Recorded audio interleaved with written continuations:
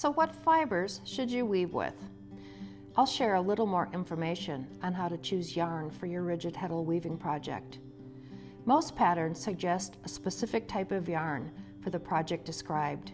Two important considerations are strength and size. The weft.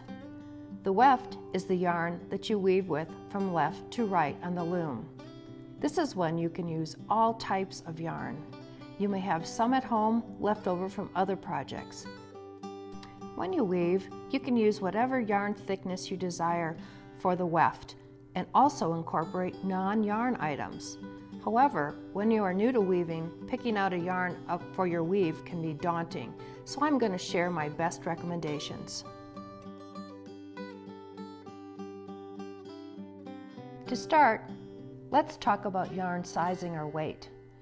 A yarn's weight describes how thick or thin the strand is spun. Some yarns will be described by their weight name, some by their weight number, and some by both, and some by neither. Here's the order of yarn weights from thinnest to thickest. Fingering weight, sport weight, DK or double knit, worsted, and bulky.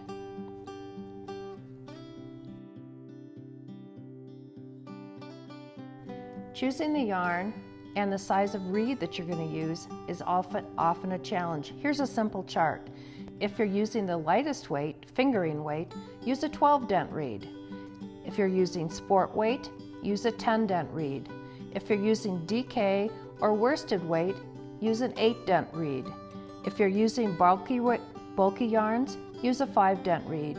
And if you're using a combination of these, you might want to use a vari-dent reed, which is a combination reed that has multiple sizes of holes in it. Weaving terminology often reflects the weight and ply of a yarn.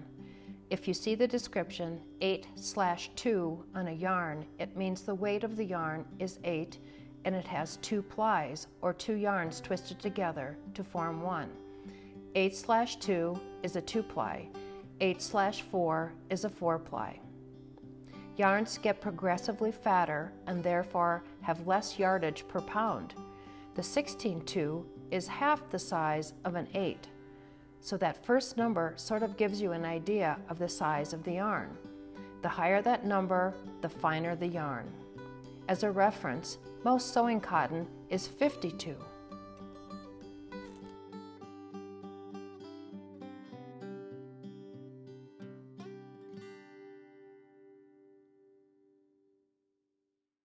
Now what about the warp? The warp should be strong and withstand the pull test. This is how you do the pull test. You take a piece of yarn that you're going to use for your warp and you pull it hard between your two hands. If it breaks easily, it's not going to be a good warp fiber. If it holds, it's strong and it'll be a great warp fiber.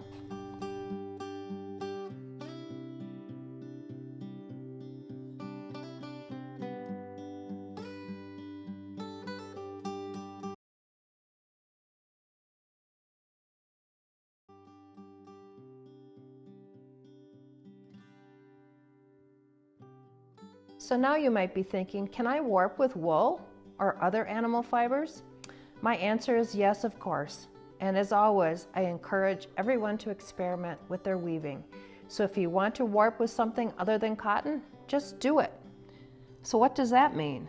Well, if you were to warp up your loom with wool and pull it tight, you're probably going to get some shrinkage once your weave is off the loom.